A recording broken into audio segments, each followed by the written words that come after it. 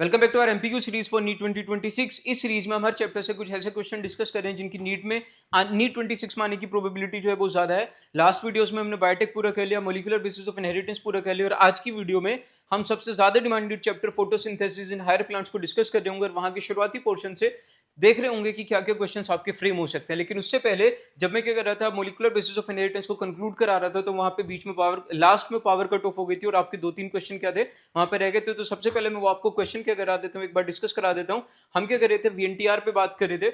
हम क्या कर रहे थे सर, वीएनटीआर पे बात कर रहे थे। वीएनटीआर पे बात करते हुए हमने क्या देखा था, क्वेश्चन देखा था जो क्या था, आपका स्टेटमेंट बेस्ड था जिसके आने की प्रोबेबिलिटी जो है बहुत ज्यादा है। वीएनटीआर के बारे में मैंने आपको सारे इंपॉर्टेंट पॉइंट्स जो थे वहां पे हाईलाइट करके बता दिए थे। क्वेश्चन हमसे क्या कह रहा है कि which of the following statement correctly explain the outcome of the VNTR analysis in the DNA fingerprint. मतलब डीएनए फिंगरप्रिंट में वीएनटीआर के मेथड से जो आपके क्या थे आउटकम आए थे, उनमें से कौन से स्टेटमेंट जो है वो आपकी करेक्टली एक्सप्लेन करिए। VNTR produces identical bending patterns in all individuals of population. तो वीएनटीआर जो होती है वो क्या करती है, आइडेंटिकल आपके क्या कराती है, बेंडिंग पैटर्न्स प्रोड्यूस करती है। तो ऐसा तो हो ही नहीं सकता, क्योंकि अगर वीएनटीआर क्या करेगा सर, आपका आइडेंटिकल बेंडिंग पैटर्न्स क्या करेगा, आपका प्रोड्यूस करेगा, तो फिर तो डीएनए फिंगरप्रिंटिंग का कोई मतलब ही नहीं रह जाएगा। वीएनटीआर फ्रेगमेंट्स जो होते हैं इनके पास, इनका क्या होता है, फिक्स साइज होता है और ये क्या करते हैं, ये वेरी नहीं करते अमंग इंडिविजुअल्स। ये भी क्या हो जाएगी, आपकी गलत हो जाएगी। वीएनटीआर फ्रेगमेंट जो होते हैं वो क्या करते हैं, साइज में वेरी करते हैं, और इनका जो साइज रेंज जो होता है वो कितना होता है, 0.1 टू 20 के भी होता है। और ये क्या करते हैं, डिफरेंट बेंडिंग पैटर्न्स क्या करते हैं सर, आपके प्रोड्यूस करते हैं। ठीक है, सिर्फ किसको छोड़ के, सिर्फ मोनोजाइगोटिक ट्विंस को छोड़ के। वहां पे हमें पता है कि मोनोजाइगोटिक ट्विंस में वीएनटीआर का जो पैटर्न आता है वो क्या आता है, आपका आइडेंटिकल आता है। क्यों आता है, क्योंकि डीएनए सीक्वेंसेस क्या होती हैं, आपकी आइडेंटिकल होती हैं। तो ये स्टेटमेंट क्या हो जाएगी, आपकी सही हो जाएगी। उसके बाद VNTR analysis requires large quantities of DNA and can not be performed using a single cell. ये भी क्या है, बिल्कुल गलत है। वीएनटीआर में क्या होता है, हम रिपीटेटिव सीक्वेंस ऑफ डीएनए इस्तेमाल करते हैं, वहां पे हमें लार्ज क्वांटिटीज ऑफ डीएनए की जरूरत नहीं होती। तो यहाँ पे क्या होगा, सिर्फ एक ही स्टेटमेंट आपकी सही होगी, जो क्या होगी, आपकी स्टेटमेंट नंबर सी। ठीक है, फिर उसके बाद ऑप्शन नंबर सी। उसके बाद यहां से क्या हो सकता है, एक असर्शन रीजन क्वेश्चन भी बन सकता है कि अगर आप किसकी बात करते हो, डीएनए फिंगरप्रिंटिंग की बात करते हो, तो डीएनए फिंगरप्रिंटिंग में जो मोनोजाइगोटिक ट्विंस का जो क्या आता है, वीएनटीआर बेंडिंग आती है। वीएनटीआर बेंडिंग पैटर्न्स आते हैं, वो क्या होता है, आपके आइडेंटिकल होते हैं। ठीक है, बिल्कुल सही बात है।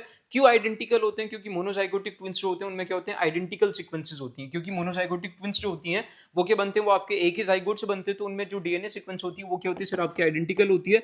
तो क्या रहेगा यहाँ पर, असर्शन भी सही रहेगा, रीजन भी सही रहेगा, and reason is the correct explanation of assertion. तो ऑप्शन ए क्या हो जाएगा सर, आपका सी हो जाएगा। ठीक है, फिर उसके बाद कुछ साइंटिस्ट हैं जहां से आपको क्या हो सकता है, वहां पे आपका मैच द कॉलम क्वेश्चन बन सकता है। तो यहाँ पे हम देख लेते हैं कि कौन सा साइंटिस्ट जो है उसकी क्या क्या कंट्रीब्यूशन है। फ्रेडरिक सेंगर की अगर बात करते हैं तो Frederick Sanger free living develop DNA fingerprinting technique proposed operon model developed chain termination method for DNA sequences. तो अगर आप किसकी बात करते हो, फ्रेडरिक सेंगर की बात करते हो, तो फ्रेडरिक सेंगर का जो जिक्र जो आया वो कहाँ पे आया हुआ है, ह्यूमन जीनोम प्रोजेक्ट में आया हुआ है, जहां पे हमें ये बताया हुआ है कि इन्होंने क्या किया था, इन्होंने चेन टर्मिनेशन मेथड डेवलप किए थे, जहां से हम क्या कर पाए थे, डीएनए की सीक्वेंसिंग कर पाए थे। और इनकी क्या है, एक और कंट्रीब्यूशन है कि इन्होंने क्या किया था, सबसे पहले प्रोटीन में अमीनो एसिड की सीक्वेंस को पता लगाने का मेथड आपको बताया था। तो दो चीजों का जिक्र हुआ है मोलिकुलर बेसिस ऑफ इनहेरिटेंस में, किसके कॉन्टेक्स्ट में, फ्रेडरिक सेंगर के कॉन्टेक्स्ट में। पहली चीज उन्होंने जो बताई थी, develop chain termination method for DNA sequences जो हमने किए थे ईएसटी और आपका सीक्वेंसिंग एनोटेशन के थ्रू, उसमें किसका रोल था, आपका फ्रेडरिक सेंगर का था। दूसरा, प्रोटीन्स में अमीनो एसिड्स की जो सीक्वेंस होती है उसको जो फर्स्ट टाइम डिटरमाइन किया था वो भी किसने किया था, फ्रेडरिक सेंगर ने किया था। उसके बाद एलेक्स जेफरी का सबको पता है कि एलेक्स जेफरी का जो नाम जो आता है सर वो कहाँ पे आता है, वो आपका डीएनए फिंगरप्रिंट टेक्निक में आता है। फ्रेंकोइस जैकोब और जैक्स मोनोड जो है, इनका जो आपका जिक्र आता है वो कहाँ पे आता है, ओपेरोन मॉडल में आता है। ओपेरोन मॉडल को जो किया था सबसे पहले, जो डेसिफर किया था वो किसने किया था, आपका जैकोब और मोनोड ने किया था। ठीक है, फिर उसके बाद केनोर हेपेटाइटिस एलिगेंस। ठीक है, ये मैंने आपको बताया था जब मैं आपको क्या कर रहा था, चैप्टर समराइज कर रहा था ह्यूमन जीनोम प्रोजेक्ट में। केनोर हेपेटाइटिस एलिगेंस का एग्जांपल है, नाम जिक्र किया हुआ है। ठीक है, ये जो आपका केनोर हेपेटाइटिस एलिगेंस होता है, ये क्या होता है सर, ये आपका free living non pathogenic nematode होता है, जिसको हम क्या करते हैं, मॉडल ऑर्गेनिज्म की तरह इस्तेमाल करते हैं। ठीक है, तो केनोर हेपेटाइटिस एलिगेंस जो है ये ऐसा पॉइंट है जिसको हम एनसीईआरटी हिडन लाइन बोल सकते हैं, और यहाँ से आपके क्वेश्चन आ सकते हैं। तो फ्रेडरिक सेंगर का जो लेना देना है वो किसके साथ है, डीएनए सीक्वेंसिंग के साथ है, तो ए का 4 है। एलेक्स जेफरी का जो लेना देना है वो किसके साथ है, डीएनए फिंगरप्रिंटिंग के साथ है। जैकोब और मोनेट का जो आपका लेना देना है वो आपका जीन रेगुलेशन के साथ है। तो क्या हो जाएगा सर, आपका ए का 4, बी का 2, सी का 3 एंड डी का 1। ठीक है, तो ये 2-3 क्वेश्चन थे जो आपके क्या हो सकते हैं मॉलिक्यूलर बेसिस ऑफ इनहेरिटेंस से पूछे जा सकते हैं। इनमें सबसे इंपॉर्टेंट क्वेश्चन जो है वो आपका ये है। ठीक है, और लीस्ट चांसेस है कि यहाँ से मतलब अगर होगा तो वो क्या कर सकता है, पूरे चैप्टर से 3-4 साइंटिस्ट उठा के आपसे क्या पूछ सकता है, आपसे क्या पूछ सकता है, वो आपका मेसोकॉलम पूछ सकता है। ये इंपॉर्टेंट है कि फ्री लिविंग, ठीक है, free living non pathogenic nematode जो है उसका एग्जांपल क्या है। ठीक है, फिर हम आते हैं कहाँ पे, प्लांट फिजियोलॉजी पे। प्लांट फिजियोलॉजी जब मैं कमेंट सेक्शन पढ़ा था तो कमेंट सेक्शन में सबसे ज्यादा डिमांड जो हो रही थी वो आपकी किसकी हो रही थी, प्लांट फिजियोलॉजी की हो रही होती। तो हम क्या करेंगे कि स्विच करेंगे कि पहले मैं क्या करा दूंगा, आधा चैप्टर फोटोसिंथेसिस करा दूंगा, फिर प्रिंसिपल ऑफ इनहेरिटेंस, फिर फोटोसिंथेसिस, फिर प्रिंसिपल ऑफ इनहेरिटेंस। तो इस तरीके से हमारा बायोटेक पूरा हो जाएगा, जेनेटिक्स पूरी हो जाएगी, और फिर हम क्या करेंगे, प्लांट फिजियोलॉजी को भी पूरा कर लेंगे। तो सबसे पहले हम बात करते हैं किसकी, इसके डिस्क्रिप्शन की, यूनिट के डिस्क्रिप्शन की। तो यूनिट के डिस्क्रिप्शन से क्या हो रहा है, क्वेश्चन एनटीए पूछ रहा है। लेकिन अगर आप किसकी बात करते हो, यहाँ पे इसके डिस्क्रिप्शन में, प्लांट फिजियोलॉजी की यूनिट के डिस्क्रिप्शन में कोई ऐसा इंपॉर्टेंट पॉइंट नहीं है जहां से कोई क्वेश्चन फ्रेम हो सके। सिर्फ 2 पॉइंट है। पहला तो यह है कि जब हम कहां पे पढ़ते हैं, जब हम कहां पे पढ़ते हैं सर, जब हम कहां पे पढ़ते हैं लेवल ऑफ ऑर्गेनाइजेशन की बात करते हैं, तो अगर ऑर्गेनिस्मिक लेवल की बात करते हैं, अगर हम ऑर्गेनिस्मिक लेवल की बात करते हैं तो वहां से जो एग्जिस्टेंस में आती है वो आपकी इकोलॉजी आती है। और अगर हम किसकी बात करते हैं, मोल्यूलर लेवल ऑफ ऑर्गेनाइजेशन की बात करते हैं, तो वहां से जो ब्रांच आती है वो किसकी आती है, फिजियोलॉजी और बायोकेमिस्ट्री की आती है। ठीक है, फिर उसके बाद आपको किसके बारे में बताया हुआ, मेल्विन केल्विन के बारे में बताया हुआ। ये वो साइंटिस्ट हैं जिन्होंने क्या किया था, कार्बन, रेडियो लेबल्ड कार्बन का इस्तेमाल करके क्या किया था, आपका फोटोसिंथेसिस एसिमुलेशन पे काम किया था। तो यहाँ पे क्या है, यहाँ पे सिर्फ एक ही, यहाँ पे सिर्फ क्या है, एक ही इंपॉर्टेंट पॉइंट है, वो क्या है कि he along with GA Bassham studied reaction in green plants forming sugar and other substances from raw materials like carbon dioxide, water minerals by labelling the carbon dioxide with C14। ठीक है, तो ये question पूछा जा सकता है कि जो मेल्विन केल्विन ने आपके क्या किए थे, एक्सपेरिमेंट्स किए थे, उसमें इन्होंने कार्बन का कौन सा आइसोटोप इस्तेमाल किया था, तो ही यूज्ड 14C। इन्होंने क्या किया था सर, 14 से इस्तेमाल किया था। ठीक है, तो ये क्वेश्चन रेयरिटी है कि आएंगे, लेकिन मतलब यूनिट के डिस्क्रिप्शन से तो बिल्कुल भी नहीं आएगा। फिर भी आप एक क्वेश्चन देख सकते हैं कि study of life at cellular and molecular levels led to the development of. जब हमने क्या किया था, लाइफ की स्टडी की थी कहां पे, सेल्यूलर मोलिकुलर लेवल पे, तो वहां से कौन सी ब्रांचेस जो थी वो आपका डेवलप हुई थी, एक क्या फिजियोलॉजी, दूसरा आपका बायोकेमिस्ट्री। ठीक है, फिर उसके बाद केल्विन और उनके जो कोर वर्कर्स थे उन्होंने क्या किया था, कार्बन एसिमुलेशन का पाथवे क्या किया था, ट्रेस किया था in photosynthesis by labelling carbon dioxide with C14। ठीक है, तो आपको यह याद रखना है कि कौन सा आइसोटोप हमने कहां पे इस्तेमाल किया था, मेल्विन केल्विन ने कहां पे इस्तेमाल किया था, in in in in tracing the pathway of carbon assimilation photosynthesis. ठीक है, फिर हम कहां पे आते हैं, मेन चैप्टर की तरफ आते हैं। तो यहां से कोई क्वेश्चन नहीं पूछा जाएगा, एंटी बेवकूफी होगा कि यहां से क्या करेगा, कोई क्वेश्चन पूछेगा, क्योंकि 8वीं और 10वीं क्लास का डिस्कशन है। फिर यहाँ पे क्या है, अगर आप किसकी बात करते हो, अर्ली एक्सपेरिमेंट्स की बात करते हो, तो अर्ली एक्सपेरिमेंट्स में क्या हुए थे, कुछ सीक्वेंस ऑफ एक्सपेरिमेंट्स थे जिनके बारे में हमें जानना जरूरी है। जैसे अगर आप किसकी बात करते हो, सबसे पहले साइंटिस्ट की बात करते हो जिन्होंने क्या किया था, फोटोसिंथेसिस पे एक्सपेरिमेंट किए थे, वो कौन थे, आपके जोसेफ प्रिस्टली थे। और जोसेफ प्रिस्टली को जो जाता है वो क्रेडिट जाता है किसके लिए सर, डिस्कवरी ऑफ ऑक्सीजन के लिए। किसके लिए, डिस्कवरी ऑफ ऑक्सीजन के लिए किसको किसको क्रेडिट जाता है, जोसेफ प्रिस्टली को जाता है। ठीक है, ये जोसेफ प्रिस्टली डिस्कवर्ड ऑक्सीजन। ठीक है, अगर आप किसकी बात करते हो, जोसेफ प्रिस्टली की बात करते हो, तो इनको क्रेडिट जाता है किसके लिए, डिस्कवरिंग ऑक्सीजन। ठीक है, फिर दूसरे साइंटिस्ट हैं जिनका नाम है क्या, जेन इंजनहाउस। क्या है सर आपका, जेन इंजनहाउस है। ठीक है, इनको जो क्रेडिट जाता है, इन्होंने क्या किया था, इन्होंने ये बताया था कि असल में आपका क्या होता है, जो फोटोसिंथेसिस होता है वो सिर्फ ग्रीन प्लांट्स में होता है, और किसकी प्रेजेंस में होता है, सनलाइट की प्रेजेंस में होता है। मतलब ये इन्होंने ये बताया था कि जो सनलाइट जो होती है वो क्या होती है, जरूरी होती है for the process of the photosynthesis. ठीक है, तो ये कुछ पॉइंट्स हैं जो आपको हाईलाइट करने हैं, कहां से, अर्ली एक्सपेरिमेंट से, कि जोसेफ प्रिस्टली ने क्या किया था, डिस्कवर की थी ऑक्सीजन। और अगर आप किसकी बात करते हो, जेन इंजनहाउस की बात करते हो, तो इन्होंने क्या किया था कि जो सनलाइट जो होती है वो क्या होती है, जरूरी होती है प्लांट को फोटोसिंथेसिस करने के लिए। ठीक है, और ये इन्होंने कैसे किया था, कि इन्होंने क्या किया था, एक एक्वेटिक प्लांट लिया था और उसको कहां पे रखा था, पानी में रखा था। तो इन्होंने देखा था कि जो बबल्स जो थे बन रहे थे वो सिर्फ कहां पे बन रहे थे, ग्रीन पार्ट्स के पास बन रहे थे। मतलब वो बाद में ये पता चला कि वो जो बबल्स थे वो किसके थे, ऑक्सीजन के थे। ठीक है, तो इन्होंने ये बताया कि जो फोटोसिंथेसिस होती है उसके लिए क्या होता है सर, आपका सनलाइट जरूरी होती है। ठीक है, फिर यहाँ पे क्या है, एक इंपॉर्टेंट साइंटिस्ट है जिनका नाम क्या है आपका, जूलियस वोन सेक्स ने क्या बताया था, कि जो आपका क्या होता है, ग्लूकोज स्टार्च सिंथेसिस होता है, वो सिर्फ कहाँ पे होता है, आपका ग्रीन प्लांट्स में होता है। ठीक है, फिर सबसे इंपॉर्टेंट इन चारों में जो सबसे इंपॉर्टेंट है वो क्या, वो आपका ये वाला पैराग्राफ है, जिसके बारे में जहां पे बात हुई है, किसके बारे में, टी.डब्ल्यू. एंगलमैन के बारे में। किसके बारे में बात हुई है, टी.डब्ल्यू. एंगलमैन के बारे में बात हुई है।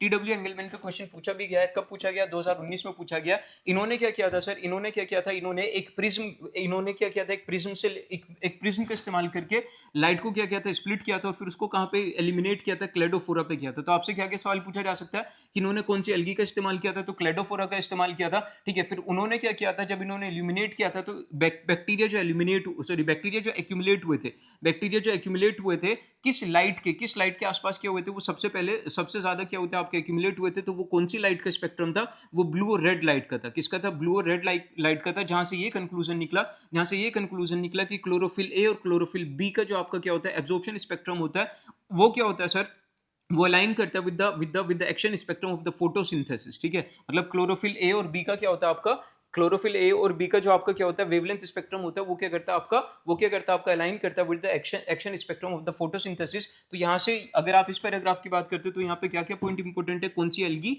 एल्गी का इस्तेमाल किया था टी.डब्ल्यू. एंगलमैन ने। ठीक है, फिर उसके बाद कौन सा वो स्पेक्ट्रम था जिसके अराउंड आपको क्या देखने को मिल रहे थे, जिसके आसपास आपको सबसे ज्यादा क्या देखने को मिल रहे थे, ब्लू और रेड लाइट, बैक्टीरियाज देखने को मिल रहे थे, तो वो कौन सा था आपका, ब्लू और रेड लाइट था। ठीक है, फिर उसके बाद इसका कंक्लूजन क्या निकला था। ठीक है, फिर यहाँ से हम क्वेश्चन देख लेते हैं। तो साइंटिस्ट जहां पे भी क्या होता है, किसी पैराग्राफ में किसी पेज में किसी टॉपिक में क्या होता है, डिफरेंट साइंटिस्ट का क्या होता है आपका डिस्कशन हो रहा होता है, तो वहां से जो एनटीए का जो पैटर्न है वो क्या है कि एनटीए वहां से क्या बना देता है आपका मैच द कॉलम क्वेश्चन बना देता है। तो जोसेफ प्रिस्टली के बारे में जैसे मैंने आपको बताया कि इन्होंने क्या किया था, डिस्कवरी ऑफ ऑक्सीजन की थी। जैन इंजन हाउस जो थे उन्होंने क्या बताया था, उन्होंने ये बताया था कि जो आपका सनलाइट जो होता है वो क्या होता है, जरूरी होता है किसके लिए फोटोसिंथेसिस के लिए। मतलब जो आपका क्या हो रहा था, ऑक्सीजन जो रिलीज हो रहा था वो कहां पे हो रहा था, वो सिर्फ उसी प्लांट पार्ट पे हो रहा था जहां पे आपकी सनलाइट हो रही थी। जूलियस वॉनसेक्स ने क्या बताया था कि जो आपके ग्लूकोज और स्टार्च फॉर्मेशन होता है वो कहां पे होता है, सिर्फ ग्रीन पार्ट्स में होता है। और जो टी.डब्ल्यू. एंगलमैन जो थे, इन्होंने क्या बताया था कि जो एक्शन स्पेक्ट्रम जो था, जो आपका एक्शन स्पेक्ट्रम जो था वो क्या मिल रहा था, वो किन रीजन्स पे ओवरलैप कर रहा था, वो किस पे कर रहा था, ब्लू और रेड रीजन्स में कर रहा था। किस में कर रहा था सर, ब्लू और रेड रीजन्स में कर रहा था। ठीक है, फिर अगर यहां से क्या होता है, यहां से एक इंडिपेंडेंट इंडिविजुअल क्वेश्चन पूछा जाता है, तो चांसेस है कि क्या है, नीट 26 में यहां से क्वेश्चन पूछा जा सकता है, क्योंकि एनटीए ने क्या किया है, अगर आप किसकी बात करते हो, नीट 25 24 की बात करते हो, तो 25 में मुश्किल से एक दो क्वेश्चन कहां से पूछे गए, फोटोसिंथेसिस से पूछे गए। तो हाई चांसेस है कि आपको जो है वेटेज जो है फोटोसिंथेसिस से बढ़ेगा और कम से कम 2 या 3 क्वेश्चन आपके पूछे जाएंगे। और इसमें भी क्या होगा, आपका हैवी स्टेटमेंट क्वेश्चन आपके पूछे जाएंगे, कहां से फोटोसिंथेसिस से। ठीक है, तो ये जो पैटर्न, ये जो आपका क्या है, ये जो आपका पैराग्राफ है जहां पे आपको क्लेडोफोरा का इस्तेमाल कवर्ड याद रखना है। ठीक है, फिर ये जो स्पेक्ट्रम है कि आपको बैक्टीरिया जो मिले थे वो किस रीजन में मिले थे, ब्लू एंड रेड लाइट में मिले थे। ठीक है, और उसका जो कंक्लूजन था वो क्या था। ठीक है, तो यहाँ पे हम देख लेते हैं कि जो आपका क्या था, एंगलमैन्स का एक्सपेरिमेंट था जिसमें इन्होंने क्या किया था, एरोबिक बैक्टीरिया, जिसमें क्या हुआ था, जो एरोबिक बैक्टीरिया जो थे वो आपके एक्यूमुलेट हुए थे किस रीजन में, ब्लू और red region of the spectrum. This observation indicate, तो ये जो ऑब्जर्वेशन थी इंडिकेट क्या कर रही थी, और इसमें जो हमने क्या किया था सर, जो आपका एल्गी इस्तेमाल किया था वो कौन सा था, आपका क्लेडोफोरा था। ठीक है, photosynthesis occurs maximally in great light due to chlorophyll reflection नहीं। ठीक है, तो जो एक्सपेरिमेंट किया था किसने, एंगलमैन के एक्सपेरिमेंट ने, ये क्या इंडिकेट कर रही थी या कंक्लूड कर रही थी, जो एक्शन स्पेक्ट्रम होता है किसका, फोटोसिंथेसिस का, वो क्लोजली रिजेंबल करता है absorption spectrum of the chlorophyll a and b. ठीक है, तो ये क्या निकला था, कंक्लूजन निकला था कि हमें क्या देखने को मिला था कि जो आपके एरोबिक बैक्टीरिया थे वो ज्यादातर कहां पे आपके एक्यूमुलेट हो रहे थे, किस रीजन में एक्यूमुलेट हो रहे थे, ब्लू और रेड लाइट में एक्यूमुलेट हो रहे थे। बाद में हमें ये पता चला कि ये जो एक्शन स्पेक्ट्रम है फोटोसिंथेसिस का, ये क्या करता है, ओवरलैप करता है with the absorption spectrum of the chlorophyll a and b. ठीक है, तो जो एंगलमैन का जो क्या था सर आपका एक्सपेरिमेंट था, उसका कंक्लूजन क्या था कि जो एक्शन स्पेक्ट्रम होता है, क्या जो एक्शन स्पेक्ट्रम होता है किसका, फोटोसिंथेसिस का, जो एक्शन स्पेक्ट्रम होता है फोटोसिंथेसिस का, वो क्या करता है, क्लोजली रिजेंबल करता है the absorption spectrum of chlorophyll a and b. इसको हम क्या पढ़ेंगे, आगे भी पढ़ेंगे, जहां पे हम किसकी बात करेंगे, ग्राफ्स की बात करेंगे। तो ये अच्छा क्वेश्चन है, अर्ली एक्सपेरिमेंट से अगर कोई क्वेश्चन पूछा जाएगा, इंडिविजुअल क्वेश्चन पूछा जाएगा, तो एंगलमैन के एक्सपेरिमेंट के बारे में पूछा जा सकता है। ठीक है, 3 पॉइंट्स पे पूछा जा सकता है कि कौन सा एल्गी आपने क्या किया था, इस्तेमाल किया था। ठीक है, कौन से रीजन में क्या हो रहे थे, आपके एरोबिक बैक्टीरिया क्या हो रहे थे, एक्यूमुलेट हो रहे थे, और इसका कंक्लूजन आपका क्या निकला था। ठीक है, फिर हम आगे बात करते हैं। तो आगे क्या हुआ, आगे हमें एक माइक्रोबायोलॉजिस्ट के एक्सपेरिमेंट के बारे में और बताया गया, इंपॉर्टेंट है। ठीक है, कि क्या कोर्नेलियस वैन नील ने क्या किया था सर, आपके एक्सपेरिमेंट्स किए थे। यहाँ से हमें क्या क्या पता चला था, यहाँ से हमें 2-3 चीजें पता चली थी। यहाँ से हमें 2-3 चीजें पता चली थी कि ग्रीन प्लांट्स में जो H2O होता है, ग्रीन प्लांट्स में जो H2O होता है वो क्या होता है, हाइड्रोजन डोनर होता है, और इसका ऑक्सीडेशन हो जाता है और क्या बन जाता है, आपको O2 मिल जाता है। ठीक है, लेकिन क्या होता है, सभी ऑर्गेनिज्म में जो आपका क्या होता है सर, सभी ऑर्गेनिज्म में जो आपका हाइड्रोजन डोनर होता है वो आपका H2O नहीं होता है। कहीं कहीं पे क्या हमें देखने को मिलता है, कहीं कहीं पे हम और मॉलिक्यूल्स भी देखने को मिलते हैं, जैसे H2S आपको कहां पे देखने को मिलता है, कि H2S हमें कहां पे देखने को मिलता है, purple and green sulphur bacteria में देखने को मिलता है। और हमें क्या देखने को मिला था कि जब आपके पास क्या होते हैं ग्रीन और पर्पल सल्फर बैक्टीरिया होते हैं, जहां पे आपके पास क्या होता है H2S होता है, तो यहाँ पे O2 रिलीज नहीं होता, ठीक है।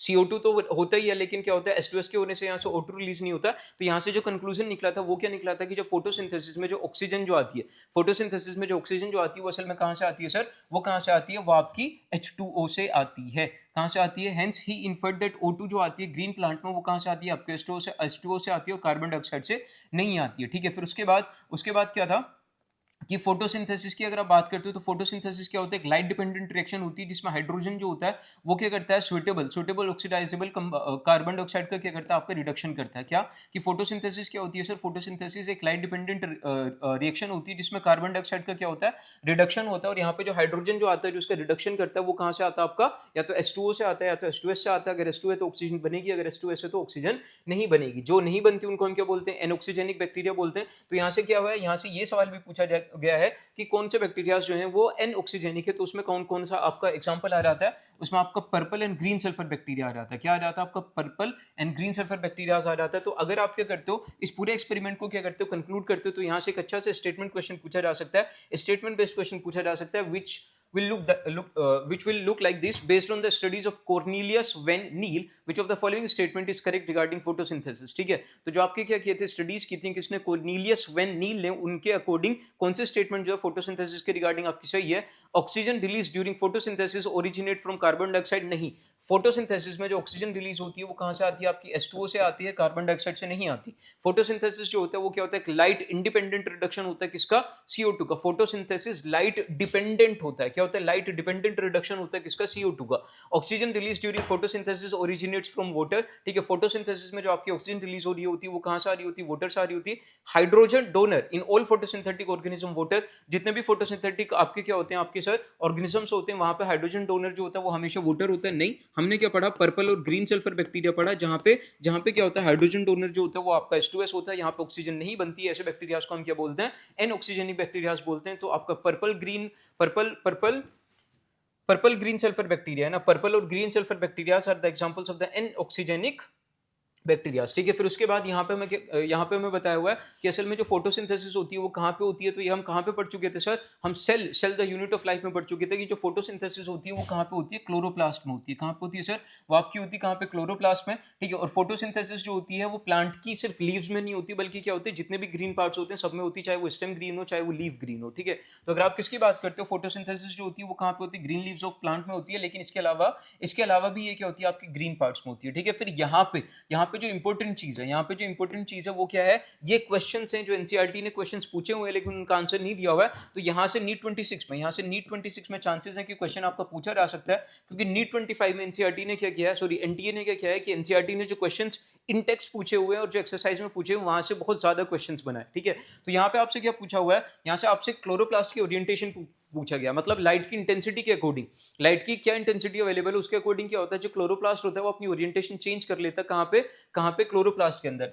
यूजुअली जनरली नॉर्मली हमें क्या देखा जाता है कि जो आपके क्या होते हैं, क्लोरोप्लास्ट होते हैं, जो आपके क्लोरोप्लास्ट होते हैं उनकी जो अलाइनमेंट होती है वो क्या होती है, अलोंग द वॉल्स होती है, किसके, मेसोफिल सेल्स में। ये कहाँ पे होता है, आपका नॉर्मल केस में होता है, ठीक है।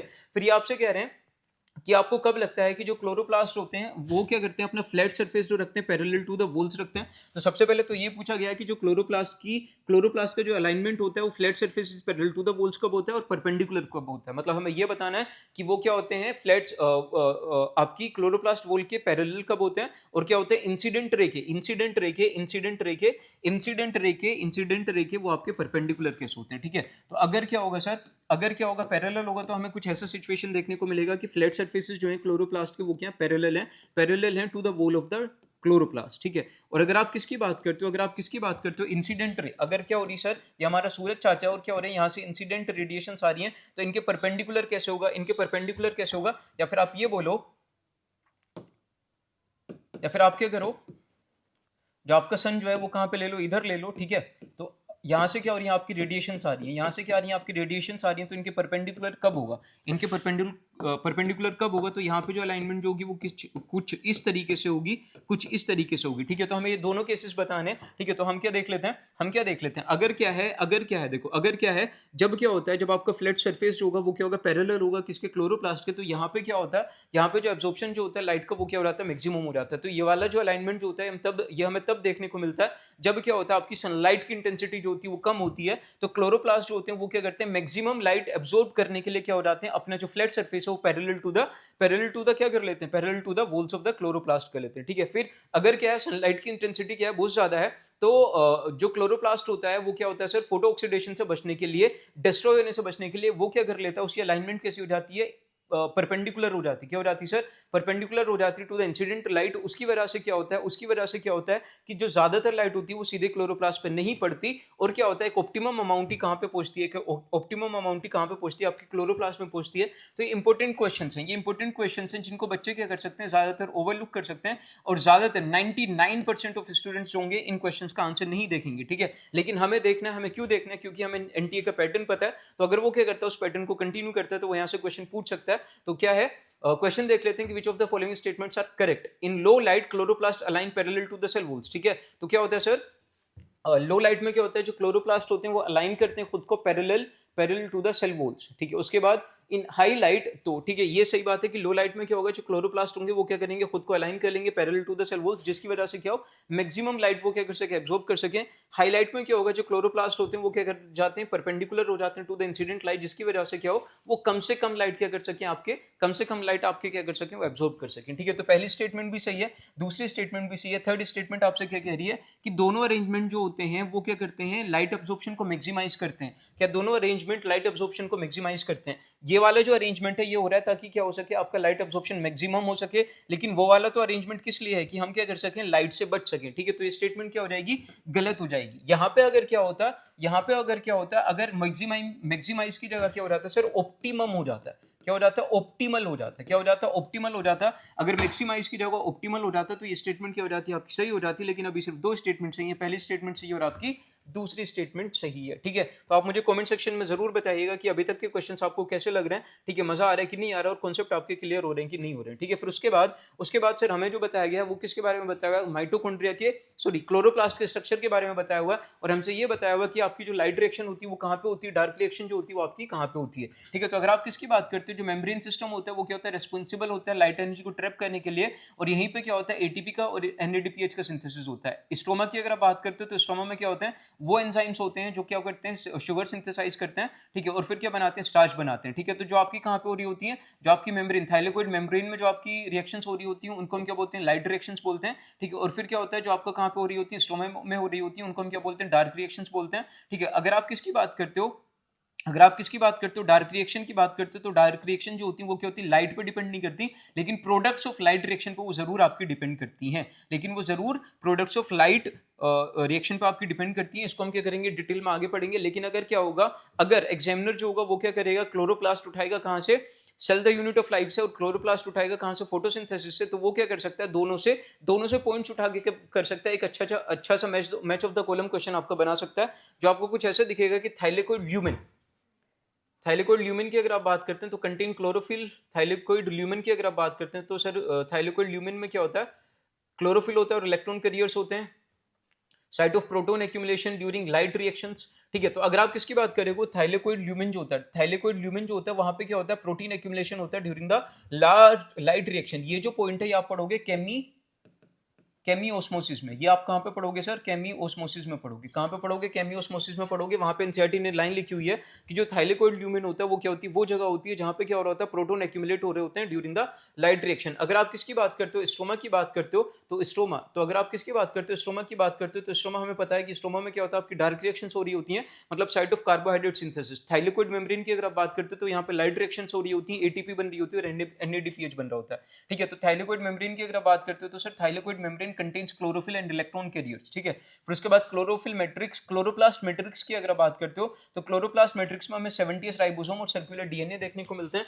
तो एक का सेकंड हो जाएगा कि थाइलेकोइड ल्यूमेन में हमें क्या देखने को मिलती है, प्रोटॉन एक्यूमुलेशन देखने को मिलता है। ये आपको कहां पे देखने को मिलेगा, केमी ओस्मोसिस में देखने को मिलेगा। एक का सेकंड बी का 4 की स्ट्रोमा में क्या देखने को मिलती है, कार्बोहाइड्रेट सिंथेसिस देखने को मिलती है। थाइलाकोइड मेम्ब्रेन में आपको क्लोरोफिल और इलेक्ट्रॉन कैरियर्स देखने को मिलते हैं, जो आपको कहाँ पे देखने को मिलते हैं, लाइट डायरेक्शंस में देखने को मिलते हैं। एटीपी सिंथेसिस और आपका एनएडीपीएच सिंथेसिस में ये आपकी मदद करते हैं। तो ए का सेकंड हो जाएगा, बी का 4 हो जाएगा, सी का 3 हो जाएगा और डी का 1 हो जाएगा। ठीक है, ऑप्शन नंबर ए क्या हो जाएगा आपको सही हो जाएगा।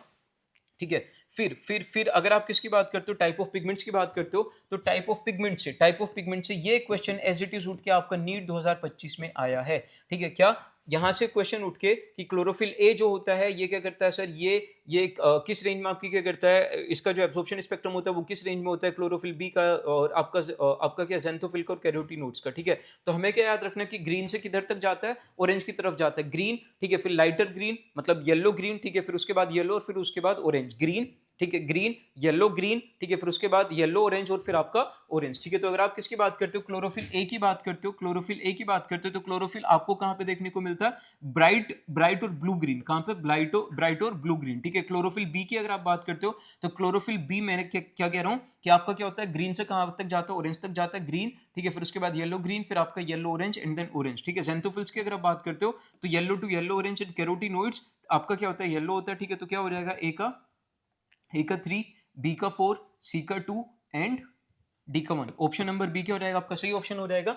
एग्जैक्ट क्वेश्चन आपका कहां पे पूछा हुआ है, 2025 में पूछा हुआ है, तो बहुत रेयर चांसेस हैं कि क्या होगा 2026 में क्वेश्चन रिपीट होगा। क्वेश्चन कहां से रिपीट हो सकता है, क्वेश्चन आपका इन पैराग्राफ से रिपीट हो सकता है। ठीक है, सॉरी इन ग्राफ से रिपीट हो सकता है। यहाँ पे मैं क्या बताया हुआ है, absorption of light chloroplast pigments बताया हुआ है। ठीक है, फिर उसके बाद यहाँ पे रेट ऑफ फोटोसिंथेसिस बताई हुई है, और यहाँ पे लाइट एब्जॉर्प्शन, और यहाँ पे क्या कर दिया, सुपर इम्पोज कर दिया दोनों ग्राफ्स को। यहाँ पे इस सेम ग्राफ में आपको क्या देखने को मिल रहा है, एब्जॉर्प्शन देखने को मिल रहा है। क्या देखने को मिल रहा है सर, एब्जॉर्प्शन देखने को मिल रहा है और रेट ऑफ फोटोसिंथेसिस देखने को मिल रहा है। तो यहां से क्या है, यहां से आपके डिफरेंट पॉइंट्स पर क्या बन सकते हैं, क्वेश्चन बन सकते हैं। क्वेश्चन एक बार हम देख लेते हैं। ठीक है, सबसे पहले which of the following statements are correct. ठीक है, तो क्या है, ये तीनों ग्राफ। ठीक है, और उसके अलावा ये थियरी यहां से इंटीग्रेटेड आपसे क्या पूछा जा सकता है, क्वेश्चन पूछा जा सकता है, जो आपको कैसे दिखेगा कि photosynthesis is maximum in blue and red regions matching the absorption spectrum. ठीक है, तो अगर आप किसकी बात करते हो, एब्जॉर्प्शन स्पेक्ट्रम की बात करते हो, और किसकी बात करते हो sir, photosynthesis, rate of photosynthesis की बात करते हो, तो ये देखो आपको क्या देखने को मिल रहा है, दोनों ग्राफ्स में आपको क्या देखने को मिल रहा है, दो पीक्स देखने को मिल रही है। पहली पीक आपको कहां पे देखने को मिलती है, ब्लू रीजन में देखने को मिलती है, और दूसरी पीक जो आपको देखने को मिलती है कहां पे देखने को मिलती है, रेड रीजन में देखने को मिलती है। तो ये बिल्कुल सही बात है कि जो फोटोसिंथेसिस जो होता है वो मैक्सिमम होता है कहां पे, ब्लू और रेड रीजन में, मैचिंग द एब्जॉर्प्शन स्पेक्ट्रम। उसके बाद क्लोरोफिल ए जो होता है वो चीफ पिगमेंट होता है, और जो एक्सेसरी पिगमेंट्स होते हैं वो क्या होते हैं, उसको क्या करते हैं, एनर्जी ट्रांसफर करते हैं। ये भी बिल्कुल सही बात है। एनसीईआरटी सीधे सीधे कह रही है